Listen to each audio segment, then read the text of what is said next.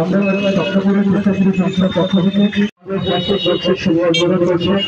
আমাদের মহাশয় সরকারি সাহায্য পক্ষ থেকে তার শুধু আমাদের প্রাথমিক গোষ্ঠী মহাশয় তাকে অসংখ্য ধন্যবাদ।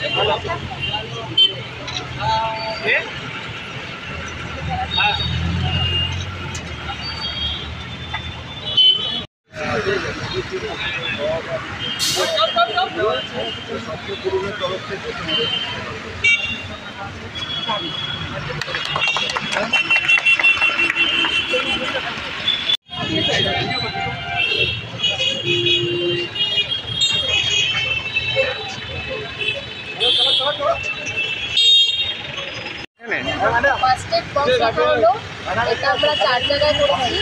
আজকে এখানে করা হলো ছোটোটিতে, আর ছোটোটিতে বাকি আছে, ওগুলো আমরা পরে করবো আস্তে আস্তে।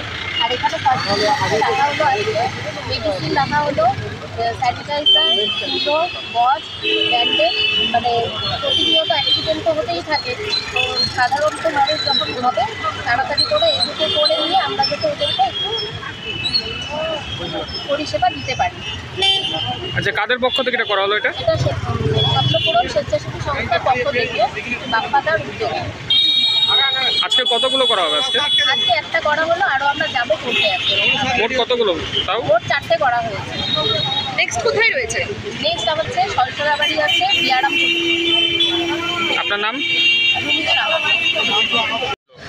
আমরা আজকে এখানে ফার্স্ট এড বক্স বসিয়েছি এবং আমরা খালি চৌবতিতে না, এই আইপুরদুয়ার বীরপাড়ার চৌবতি, এরা সলসরাবাড়ি যে চৌবতি হাইরোড যে উঠে, এই হাইরোডের ওইখানে যে একটা ট্রাফিক পয়েন্ট আছে, এখানে আমরা ফার্স্ট এড বক্স বসাবো এবং ডিআরএম অফিস, ডিআরএম চৌবতিতে আমরা একটা ফার্স্ট এড বক্স বসাচ্ছি।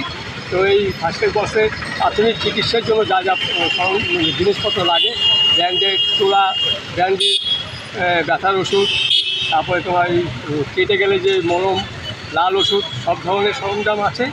যে প্রাথমিক চিকিৎসা যেটা অ্যাক্সিডেন্ট যে হয়, বাইকে থেকে পড়ে গেলে যে ডিস্টার্ব মানে অ্যাক্সিডেন্টটা হয়, প্রাথমিক চিকিৎসার জন্য আমরা ওই সরঞ্জামগুলো রেখেছি এখানে।